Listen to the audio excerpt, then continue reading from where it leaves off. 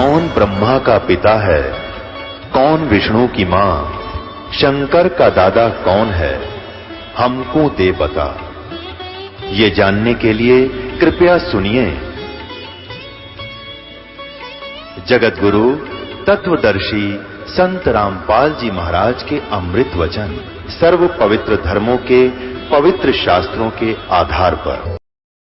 अब बुढ़ा और बुढ़िया ने वहाँ छोड़ा और उनको महीने के 10-20 रुपये देने लगे। पहले 10-20 रुपये बहुत ज़्यादा होते थे, 20,000 के करीब होते थे। तो ब्राह्मणा के जीसा आ गया उन नकलियाँ के गुरुओं के, जो उनके गुरु थे। एक गुरु के पास और 20-20 बूढ़ा बुढ़िया इकट्ठी होगी, और बूढ़ा बुढ़िया तो एक का ना संगवाया ज़्यादा तकलीफ हो जाता है। और उन हो गए 10-10, 20-20 एक के पास, गुरु जी के पास। अब उन मुश्किल में आच गई कि क्या करें, या लालच में आप पत्तों मोल ले ली। फिर न स्कीम बनाई उन दुष्टों ने। क्या स्कीम बनाई कि भाई एक ऐसी अफवाह फैला दो, एक ऐसी प्रोपगंडा छोड़ दो कि भाई उन्होंने क्या स्कीम बनाई कि कह दो जो शीघ्र स्वर्ग जाना चाहता है उसके लिए भगवान की तरफ से एक क्रोंत आता है। क्रोंत एक आरा होया करे लकड़ी काटने का, लंबे लंबे दांते नु आर पार कर देता लकड़ी को।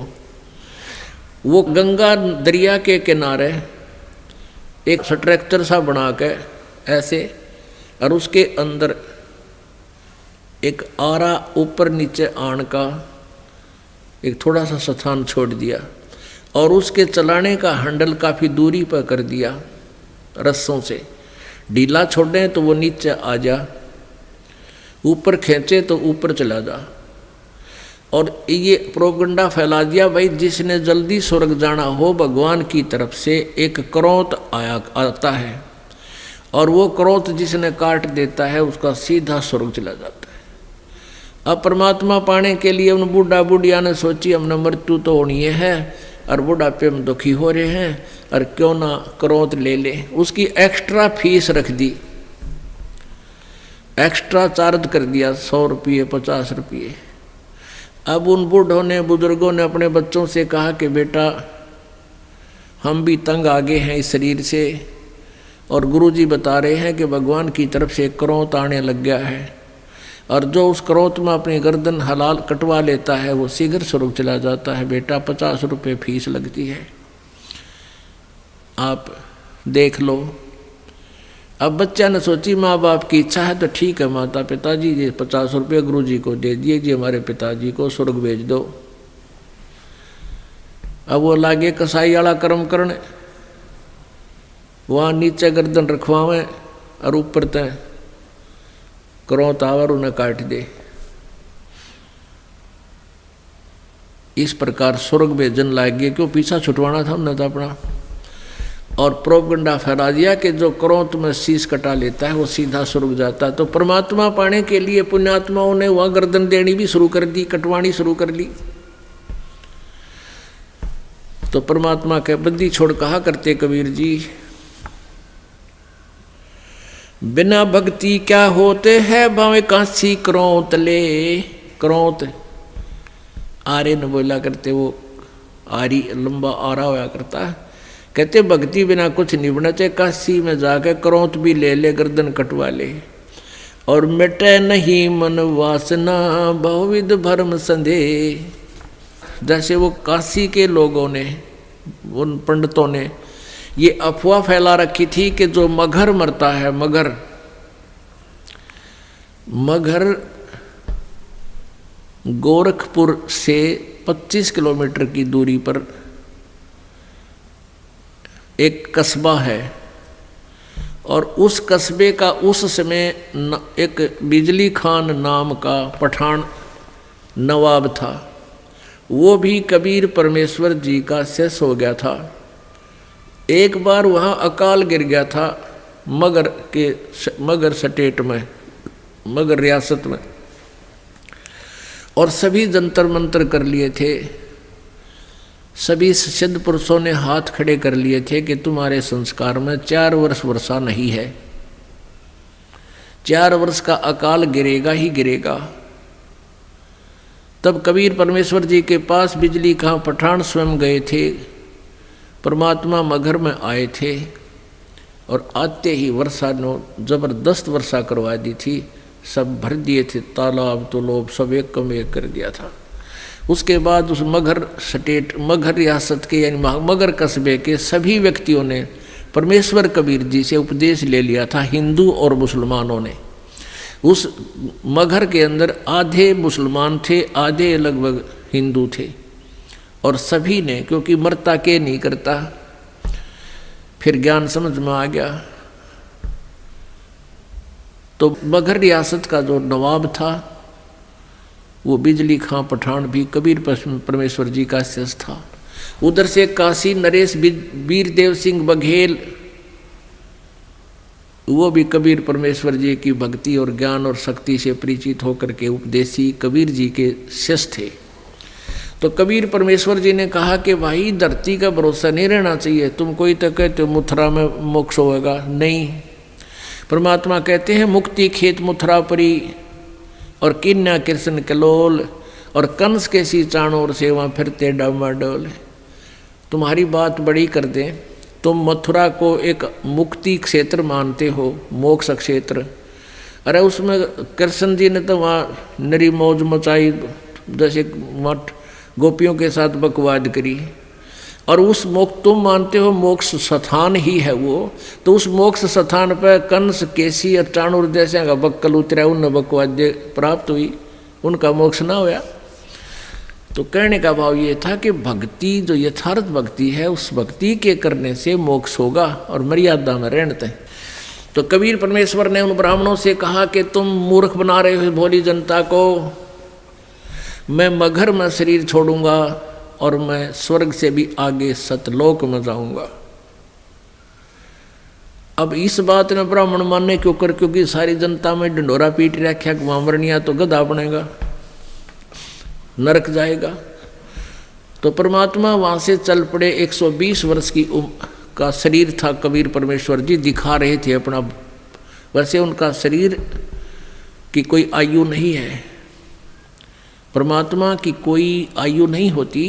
उन्होंने एक लीला में शरीर दिखाया था, एक जनसाधारण की तरह एक जीवन जीकर अपने हाथों से कर्म करके अपना निर्वाह करके दिखाते हैं, एक लीला करते हैं। वो प्रत्येक युग में आते हैं। 120 वर्ष की आयु शरीर की दिखा रहे, ऐसे महसूस हो रही थी, और काशी से पैदल चल पड़े।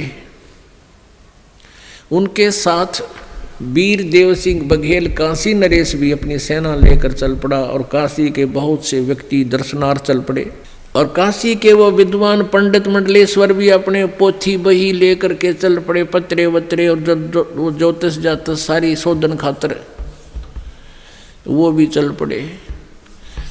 वीरदेव सिंह बघेल सेना इसलिए लेकर चला था कि मैं गुरुदेव जी के शरीर को यहाँ लाऊंगा जब ये शरीर छोड़ देंगे, और हिंदू रीति से इनका अंतिम संस्कार करेंगे। हम मुसलमानों के हाथ अपने गुरु जी के शव को नहीं जाने देंगे। अब बिजली खां पठान मुसलमान को जब ये पता चला कि गुरुदेव यहाँ आ रहे हैं और काफी व्यक्ति भी दर्शनार्थ आ रहे हैं और गुरुजी यहाँ पर अपना जीवन लीला अंत करेंगे, और वीरदेव सिंह काशी नरेश हिंदू के इरादे से भी परिचित हुए कि वो शरीर को लेकर जाएंगे। तो बिजली खां पठान ने भी अपने मुसलमानों से सलाह की। तो मुसलमानों ने कहा कि हम अपने गुरुदेव के, अपने पीर के शरीर को हिंदुओं को नहीं देंगे, हम मुसलमान रीति से अंतिम संस्कार करेंगे, और यदि ये नहीं मानेंगे तो आपस में युद्ध भी करके प्राप्त करेंगे। जब परमेश्वर कबीर जी वहाँ पहुँचे तीसरे दिन पैदल चल के, क्योंकि बनारस से काशी से मगहर लगभग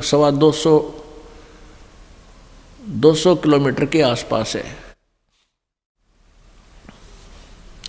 तो बिजली खां पठान से ने प्रणाम किया, कहा गुरुदेव। परमात्मा ने अपना कारण बताया वहाँ पहुँचने का, और कहा कि बिजली खां मैं स्नान करूँगा पानी की व्यवस्था, जल की व्यवस्था करो। बिजली खां पठान ने कहा गुरुदेव जल ला रखा आपके लिए, शुद्ध जल स्नान के लिए। परमेश्वर ने कहा, कबीर जी ने कहा कि मैं बहते पानी में दरिया में स्नान करूंगा। अब बिजली खां पठान ने कहा कि यहाँ एक दरिया बहती थी, आमी नदी, लेकिन वो भगवान शंकर ने श्राप दे रखा है, उसका पानी खत्म हो गया, वह सूखी पड़ी है। परमेश्वर जी ने कहा कि चलो दिखाओ मुझे कहाँ है वो आमी नदी। जहाँ परमेश्वर खड़े थे वहाँ थोड़ी सी दूरी पर, 2-3 एकड़ के दूरी पर, 600 फुट की दूरी पर वो दरिया सूखी पड़ी थी। परमात्मा ने वहाँ खड़ा होकर साथ में हजारों की संख्या में दर्शक, और परमेश्वर ने ऐसे किया था हाथ से संकेत, जैसे ये ट्रैफिक का सिपाही करा करे, ऐसे कर दिया। क्या देखते हैं कि थोड़ी सी दूरी पर एक बहुत बड़ा धमाका हुआ और एकदम पानी से भरकर नीचे से पानी इतना जोर से निकला और पूरी दरिया भरकर चल पड़ी। बोलो सतगुरुदेव।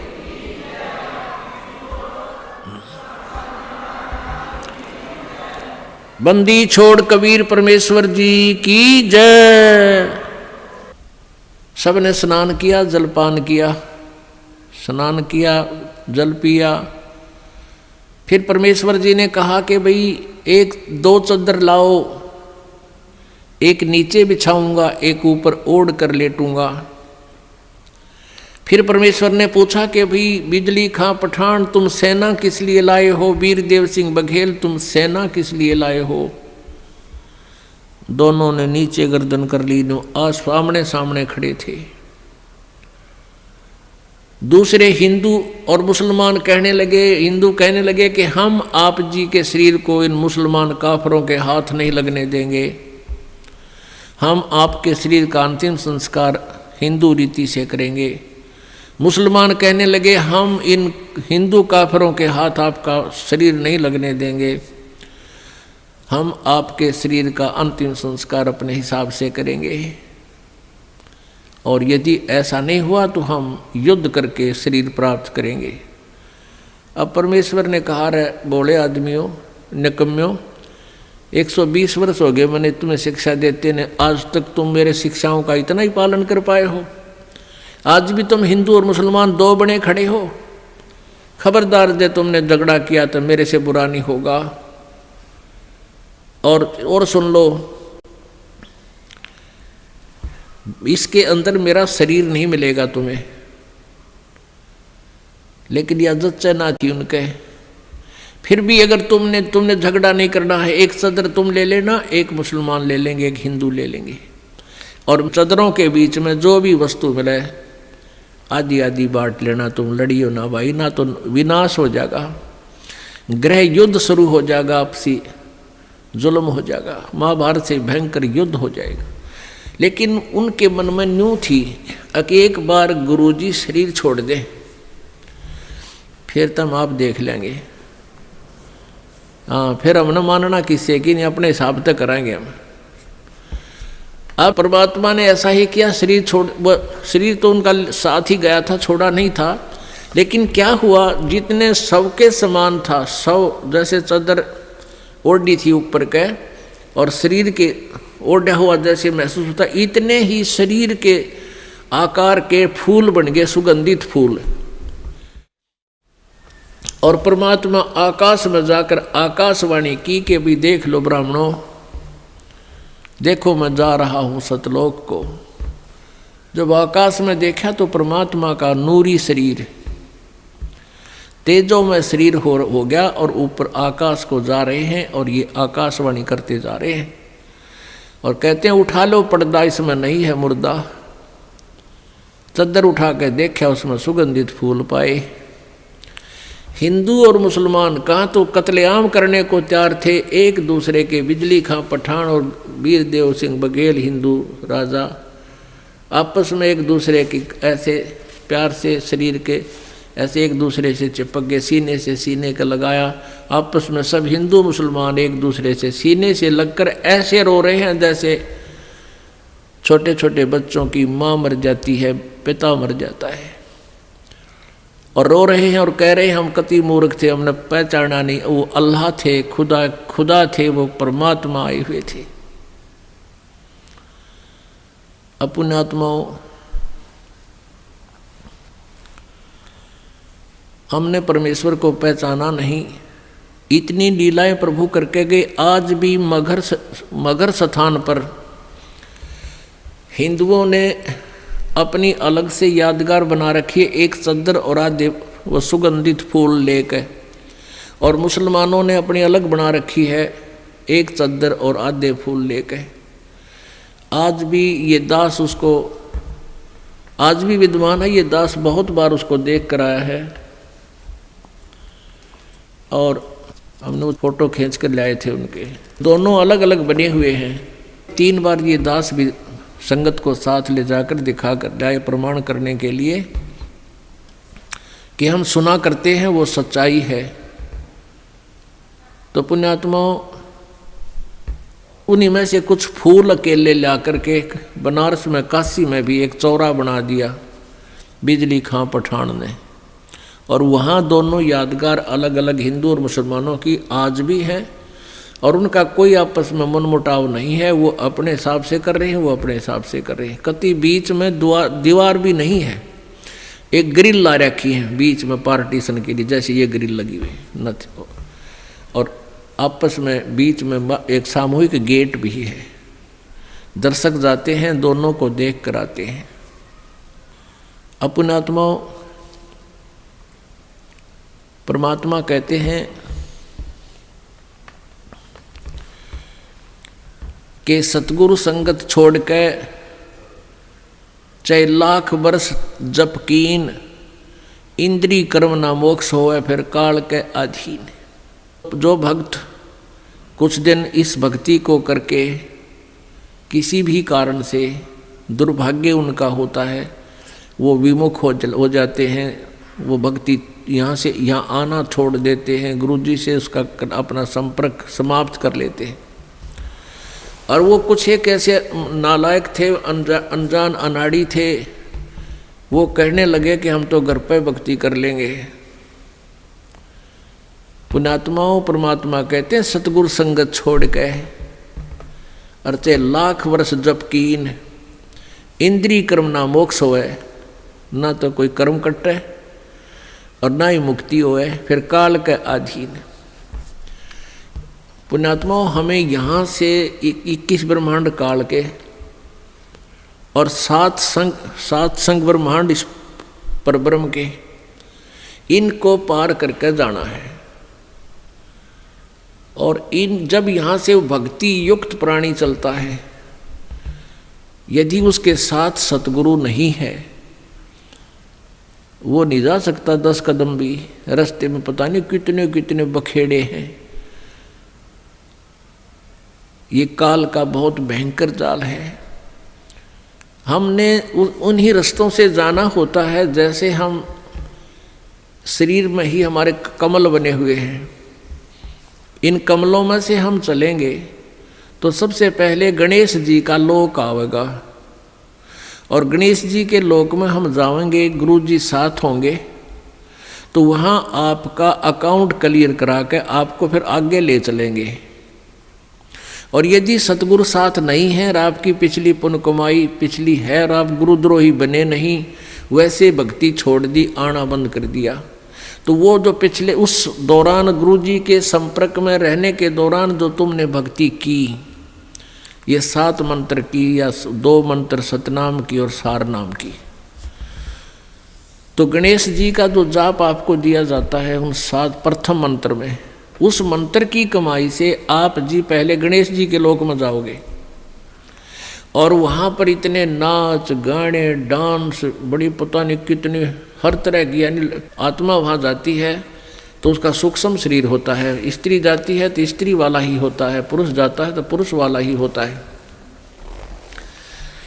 तो प्रत्येक लोक में जाते ही वहाँ हर तरह के नाचने गाने बकवाद, तो अकाउंट कराना तो भूल जाते हैं, उस रेस्टोरेंट में भ्रमित हो जाते हैं।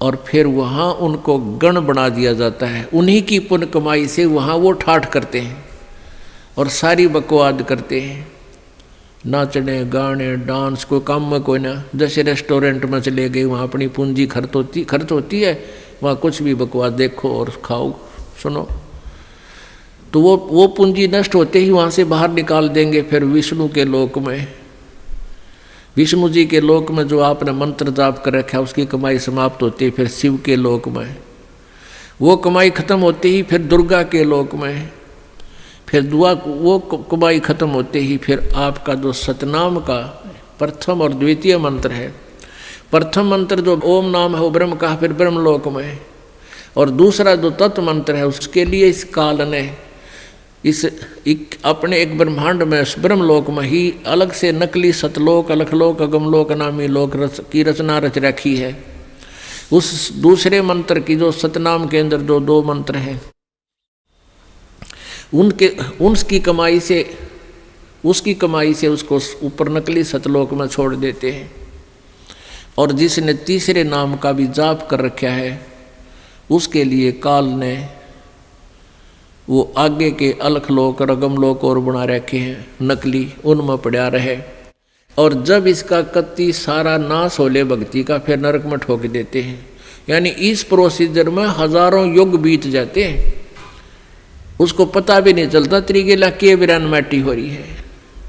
तो सतगुरु कहते हैं शिव मंडल ब्रह्मापुरी चाहे विष्णु लोक में हो, अमरे गुण भूले नहीं तो आड़ छुटाऊं तो। अब कई पुण्यात्मा कोई ज्ञान तो खूब सुन लिया और कोई दुर्भाग्यवश यहाँ से दूर भी हो गए, तो वो फिर इससे या तो शिव मंडल में, शिव के लोक में, या ब्रह्मा के लोक में, या विष्णु के लोक में जा रहा है, फिर वहाँ कमाई वह मौज मार रहा है। तो उसके हृदय में यो ज्ञान अंतःकरण में समाया हुआ है, तो उसको याद आएगा कि गुरु जी तेनू क्या करते।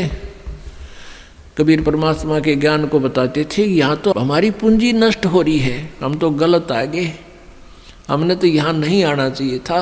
कहता वहाँ भी तू हृदय से रोएगा ना मेरे लिए कि भगवान मैंने छुटा लो, कहते वहाँ से भी तुझे छुड़ा लाऊंगा। अब देखो पुण्यात्माओं, ये सु अवसर आपके लिए, जय इसमें पार तय होगे तो होगे, नहीं यू किया हुआ कर्म शुभ तुम्हारे साथ रहेगा, फिर उसका फायदा क्या होगा, के बनेगी। परमात्मा कहते हैं शिव मंडल ब्रह्मापुरी चाहे विष्णु लोक में हो और हमारे गुण भूलना नहीं थे, वहाँ भी आण छुटाऊँ तो ही। मान ले आप चले गए गुरु जी से, यहाँ से विमुख हो गए और आप चले गए विष्णु जी के लोक में, और वहाँ आपको याद आएगी, ओहो रही हम तो गलत आ गए भगवान, यहाँ तो बहुत गलत आ गया, हमारी पूंजी नाश होएगी। वहाँ भी आप रोने लग गए तो वो मालिक परमेश्वर आएंगे और वहाँ से भी आपको ले जा करके कहाँ रखेंगे। यहाँ एक मिनी सतलोक है, प्रत्येक ब्रह्मांड में एक मिनी सतलोक है, परमात्मा का अपना राजदूत भवन है। जैसा प्रत्येक देश में प्रत्येक देश का एक राजदूत भवन होता है, ऐसा परमेश्वर का एक स्थान है। तो उन आत्माओं को जिनकी पूंजी व्यर्थ ना होने दी, जिन याद आएगी, उनको वहाँ से लेकर वहाँ रख देंगे अपने मिनी सतलोक में और बीज रूप में। और वहाँ परमात्मा के लोक में, मिनी सतलोक में परमेश्वर की तरफ से सब आपको सुविधाएं आहार मिलेंगे, उससे आपकी पूंजी नष्ट नहीं होगी। उस वापस फिर उस पूंजी के आधार से आपको फिर पटकेगा परमात्मा सतयुग में। सतयुग में आप हजारों लाखों वर्ष जियोगे, लेकिन साधना गलत करोगे, क्योंकि आप नीचे आने के बाद भगवान की कति नहीं मानते और जैसा भी काल ने भ्रमित कर रखा है वही साधना पर लगे रहोगे। लेकिन वो सुविधाएं, वो सुख आपको होंगे पूर्व जन्म की कमाई से, भक्ति से। और आप सोच रहे होगे कि मैं जो भक्ति कर रहा हूँ, ये साधना कर रहा हूँ, मुझे इसी से सुख है। इस प्रकार सतयुग त्रेता द्वापर में आप अपने पुण्यों का नाश कर लोगे, कभी राजा बनोगे, कभी पृथ्वीपति बनोगे, कभी स्वर्ग में जाओगे हैं, और फिर आप कलयुग में होगे। और कलयुग में आपका मानव जन्म होगा, फिर यही प्रोसीजर फिर होगा आपको, फिर कभी आकर के हजारों लाखों युगों के बाद ये सुअवसर प्राप्त होगा। जो परमात्मा की शरण में नहीं रह पाए, अभी आपको बताया 2 प्रकार भक्ति नाश होता है। एक तो परमात्मा से विमुख हो गए और उन्होंने अपने सभी मंत्रों की कमाई ऊपर ब्रह्मालोक, विष्णुलोक, शिवलोक, दुर्गालोक, ब्रह्मलोक और अलखलोक, अगमलोक में, नकली में समाप्त कर दी। उसने तो कई लाख युगों के बाद फिर मनुष्य जीवन यहाँ पृथ्वी पाओगा और फिर सतयुग, त्रेता, द्वापर में जो शेष कमाई है वह खोएगा। फिर कलयुग में ही, किसी कलयुग में दाव लगे तो लगे इस समय जन्म होने का। एक दूसरा वो होगा जो परमात्मा याद आ गया विष्णु लोक में जाकर, उसको परमात्मा ले गए छुड़ा कर, अपने रख लिया मिन्नी सतलोक में और वहाँ से फिर पटक दिया, तो वो भी सतयुग से जन्म लेता हुआ बीच में राजा, चक्रवर्ती राजा, पता नहीं के बन के अपने पुनों को बहुत को नष्ट फिर भी कर लेगा। और फिर कलयुग में इसी समय बिचली पीढ़ी में ही दाव लगेगा, लगे तो लगे ना भी लगे।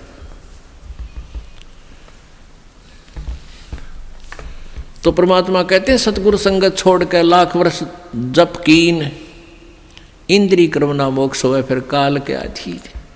जब ये प्राणी यहाँ से चलता है, आगे नरी अप्सराएं नाच रही होती हैं या युवा देवता होते हैं, दोनों तरफ के मेल फीमेल को अट्रैक्शन करने के लिए इसने पूरा जुगाड़ कर रखा है। और सबसे बड़ी कमजोरी है इस जीव की, वो फिर भूल जाता है, सब कुछ भूल जाता है और काल के जाल में फंस जाता है। इसी तरीके से इस काल ने एक जाल फैलाया परमेश्वर के लिए। जब परमात्मा सतलोक को जा रहे थे, दुर्गा ने एक सुंदर अप्सरा का रूप बनाया और परमेश्वर कबीर जी के पास जाकर के कहने लगी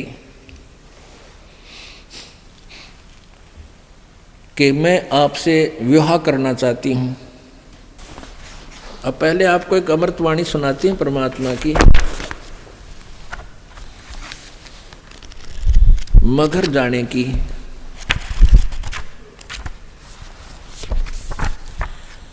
की ना मगर पियाना सतगुरु की ना मगर पियाना सतगुरु की ना मगर पियाना हो। दोनों दिन चले संग जाके हिंदू मुसलमाना हो।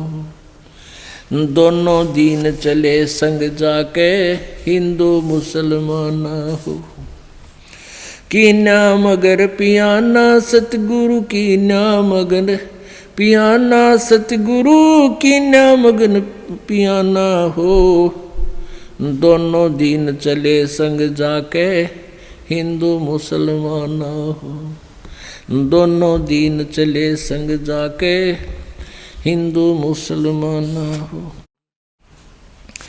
मुक्ति खेत को छोड़ चले हैं। जिस काशी को नौका करते ना या मुक्त होता है इस क्षेत्र में, परमात्मा कहे तुम्हारी मुक्ति वाले क्षेत्र ने तुम ही रखो। हम तो वहाँ से मोक्ष प्राप्त करके दिखाएंगे जहाँ तुम कहते हो गधा बनता है। भाई मुक्ति खेत को छाड़ चले हैं, वो तज काशी अस्थाना हो। मुक्ति खेत को छाड़ चले हैं, तज काशी अस्थाना हो। साहसिक अंदर कदम लेत है, साहसिक अंदर कदम लेत है। बादशाही सुल्ताना हो। दोनों दिन चले संग जाके हिंदू मुसलमाना हो। दोनों दिन चले संग जाके हिंदू मुसलमाना हो। चार वेद के वक्ता संग हैं, वो खोजी बड़े बयाना हो। चार वेद के वक्ता संग हैं, वो खोजी बड़े बयाना हो। सालग राम सुरत से सेवे, सालग राम सुरत से सेवे। वो ज्ञान समुद्र दाना हो। दोनों दिन चले संग जाके हिंदू मुसलमाना हो। दोनों दिन चले संग जाके हिंदू मुसलमाना हो। सठ दर्शन जाके संग चाले, सठ दर्शन जाके संग चाले। वह गावत बाणी नाना हो।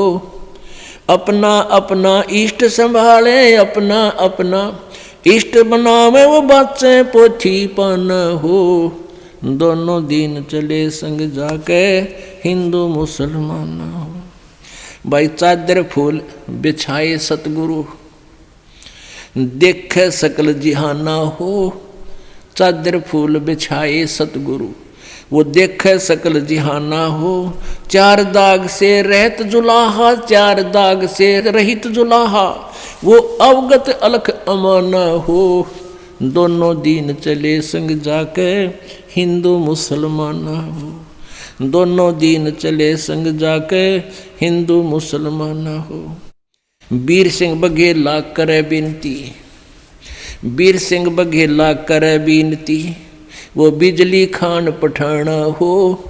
वीर सिंह बघेला करे बिनती, वो बिजली खान पठाना हो। दो चादर बख्शीश करी है, दो चादर बख्शीश करी है, दिन यो परवाना हो।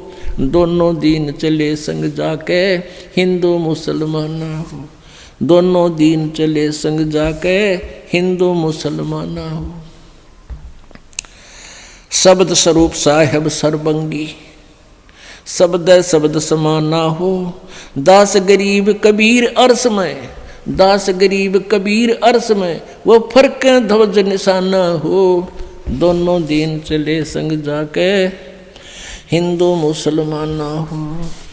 कीना मगर पियाना सतगुरु, कीना मगर पियाना हो। दोनों दीन चले संग जाके, हिंदू मुसलमान हो। दोनों दीन चले संग जाके, हिंदू मुसलमान हो। अब उसके बाद जो परमात्मा ऊपर जा रहे थे, रास्ते में दुर्गा आई, एक सुंदर स्त्री रूप बना करके, अप्सरा का रूप बना करके। देखा मगर जहूरा सतगुरु, देखा मगर जहूरा सतगुरु, देखा मगर जहूरा हो। काशी में कीर्ति कर चाले, वो झिलमिल देही नूरा हो। काशी में कीर्ति कर चाले, झिलमिल देही नूरा हो। माया आदि अरस से उतरी, अरस माने आसमान से, आदि माया या दुर्गा। माया आदि अरस से उतरी, ये बनी अप्सरा हूरा हो। हम तो बरे कबीर पुरुष को, हम तो बरे कबीर पुरुष को, तू है दुल्ला पूरा हो। काशी में कीर्ति कर चाले, वो झिलमिल देही नूरा हो। माया कहे कबीर पुरुष ते, मेरा देखो बदन जहूरा हो। माया कहे कबीर पुरुष ते, मेरा देखो बदन जहूरा हो। अरस विमान स्वर्ग में मंदिर, अरस विमान स्वर्ग में मंदिर, ये भोग गए हमको सोरा हो। काशी में कीर्ति कर चाले, झिलमिल देही नूरा हो। कहे कबीर सुनो री माया, तुम कुटिल नजर तुम घूरा हो। कहे कबीर सुनो री माया, कुटिल नजर तुम घूरा हो। जिन भोगी सोए कल रोगी, जिन भोगी सोए कल रोगी, वो होगे धूर्म दूरा हो।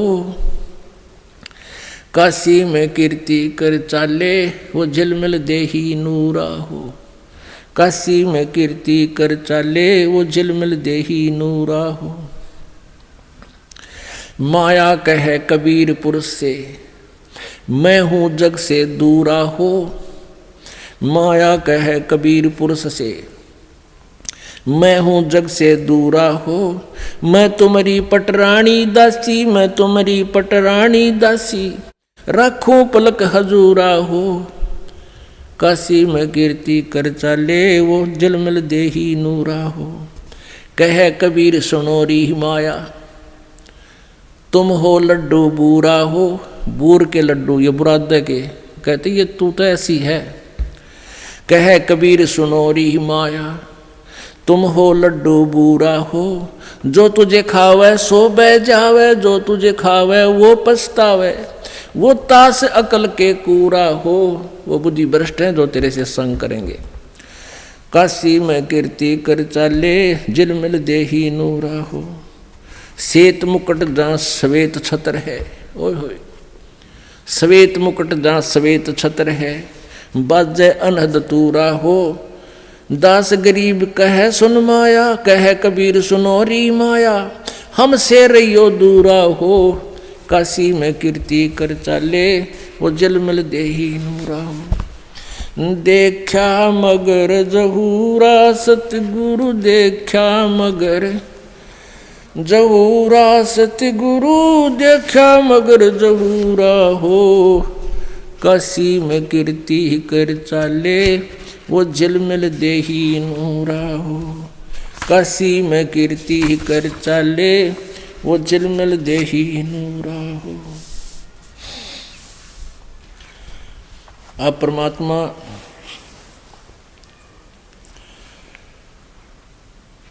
कबीर परमेश्वर का और दुर्गा का एक और संवाद आपको सुनाते हैं। माया सतगुरु से अटकी रे, माया सतगुरु से अटकी। गरीबदास जी कह रहे हैं, उनकी एज इट इज वार्ता जो कबीर परमेश्वर और दुर्गा की हुई है, वह पहचान के सके वतांदी हो रही है, भगवान को भी ना पहचान सकती। काल के अधीन होकर के सब उल्टे कर्म करा रही है, जीव को यहाँ फंसाए बैठी है।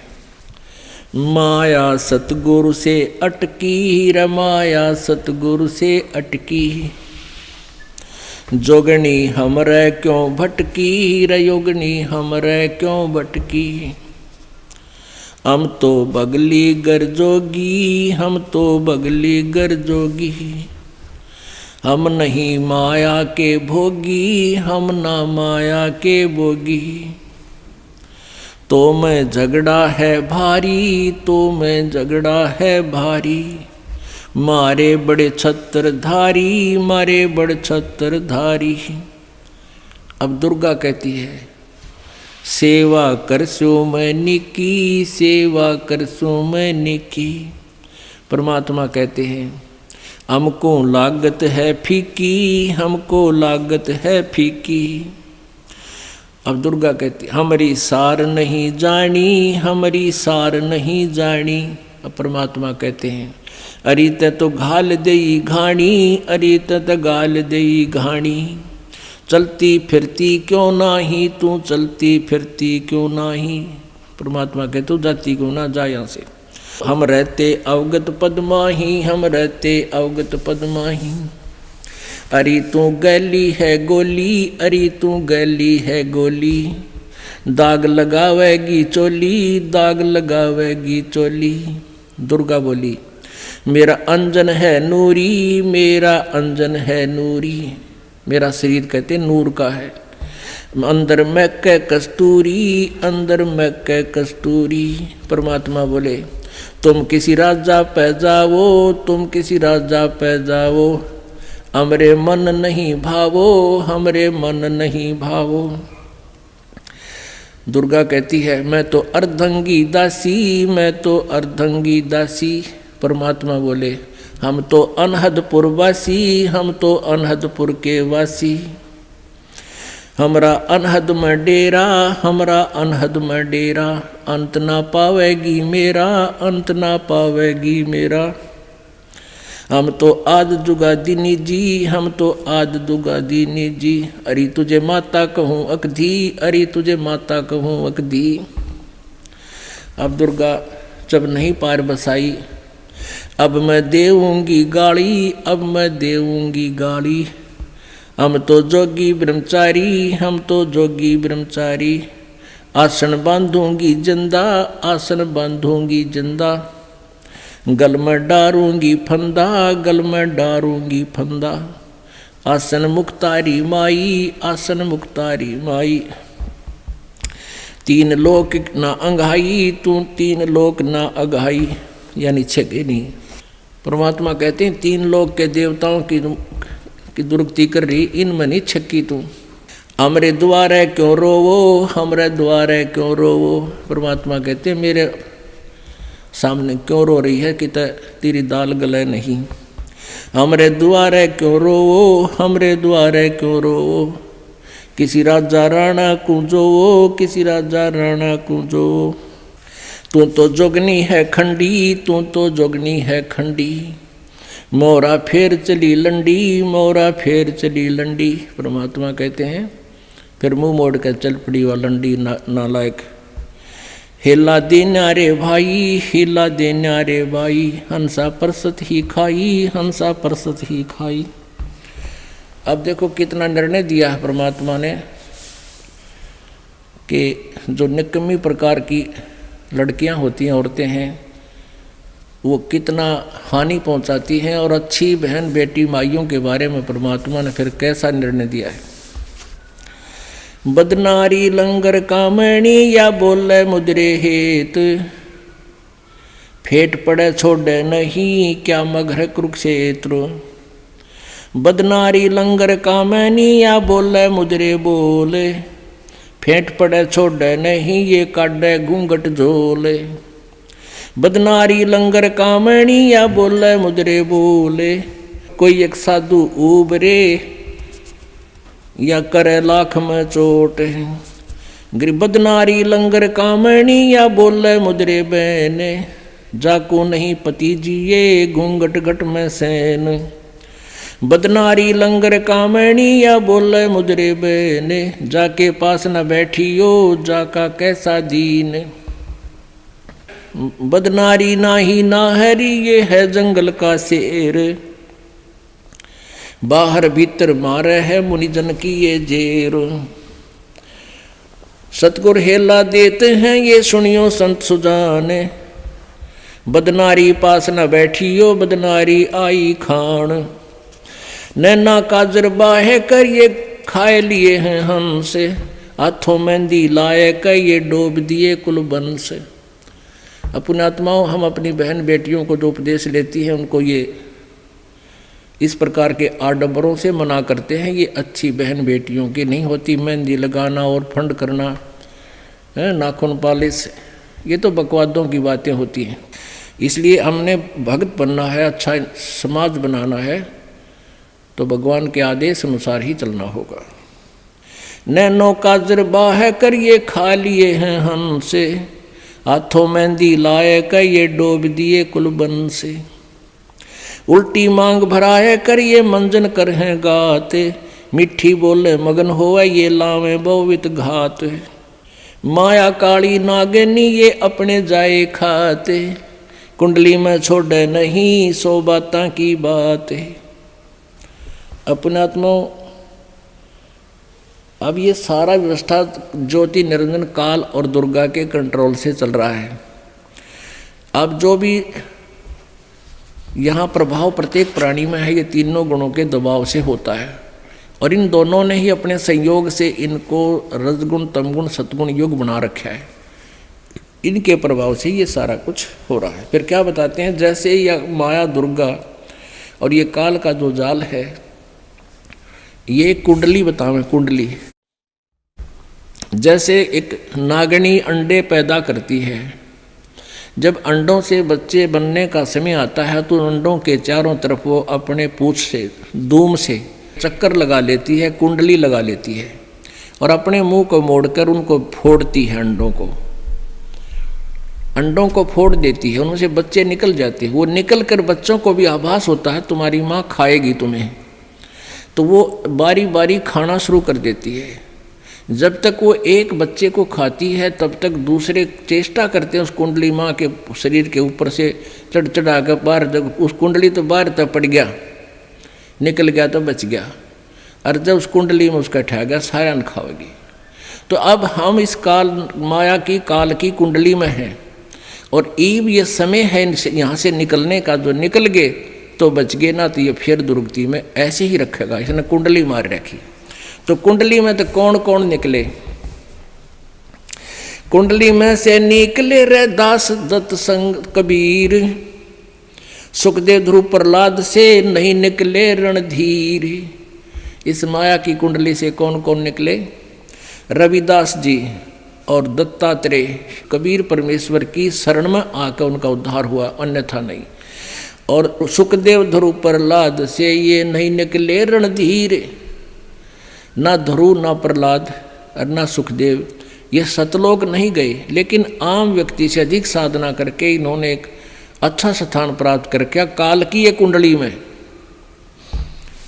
कुंडली में से निकले सुल्तानी और बाजीद, गोपी चंद ना भरतरी लाई डाक फरीद।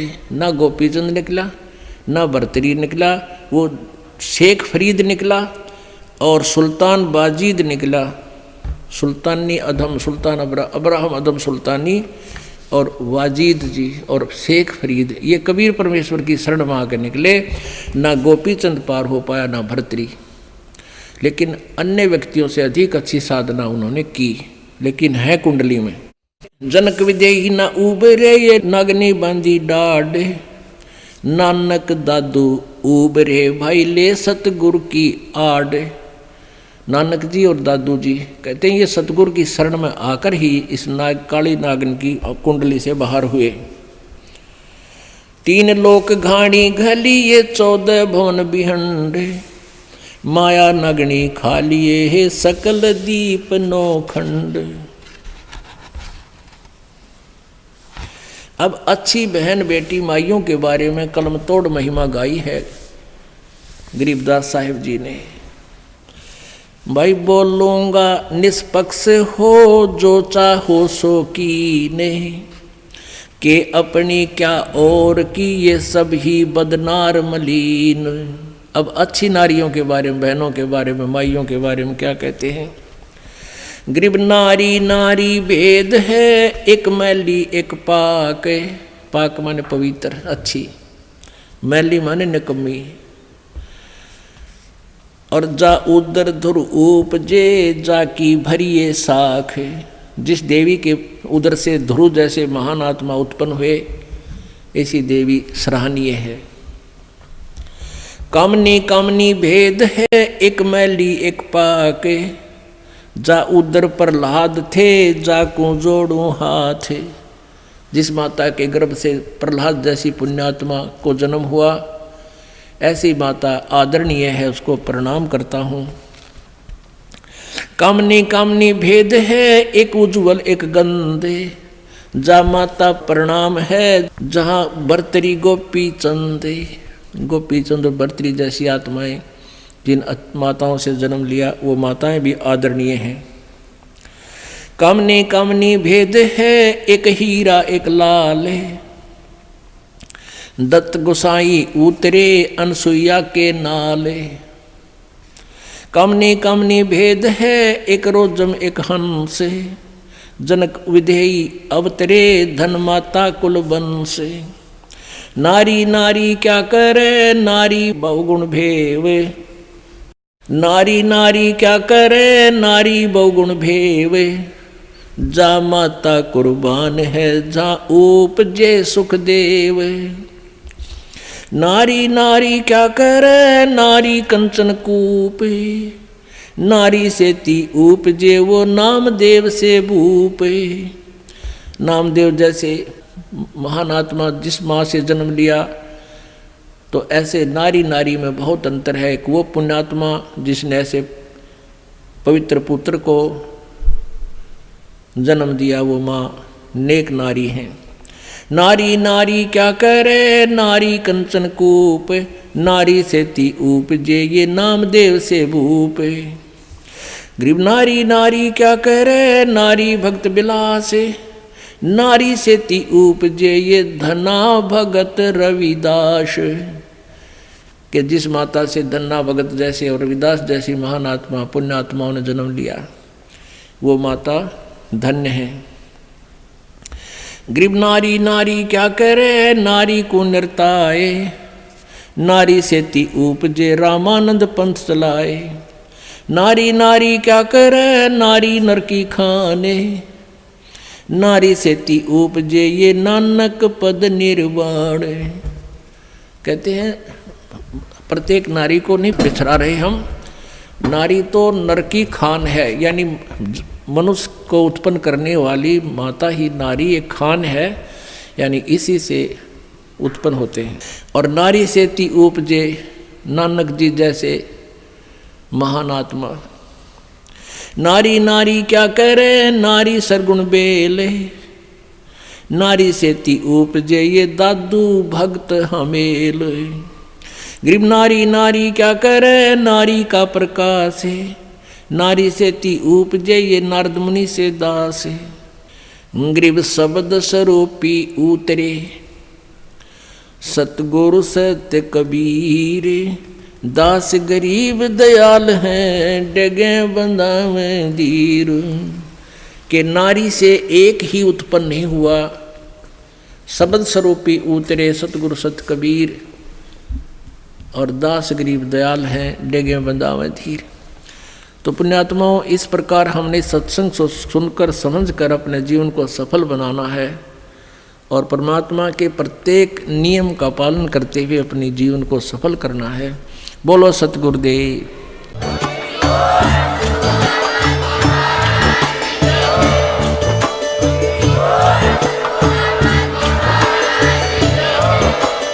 आप सुन रहे थे जगत गुरु तत्वदर्शी संत रामपाल जी महाराज जी के मंगल प्रवचन। अधिक जानकारी के लिए विजिट कीजिए हमारी वेबसाइट www.jagatgururampalji.org। संत रामपाल जी महाराज जी के शुभ आशीर्वाद से पूरे विश्व भर में 500 से भी ज्यादा नाम दीक्षा केंद्र हैं, जिन पर संत रामपाल जी महाराज जी द्वारा ऑनलाइन निशुल्क नाम दीक्षा दी जा रही है। अपने नजदीकी नाम दीक्षा केंद्र का पता करने के लिए संपर्क करें 8222880541।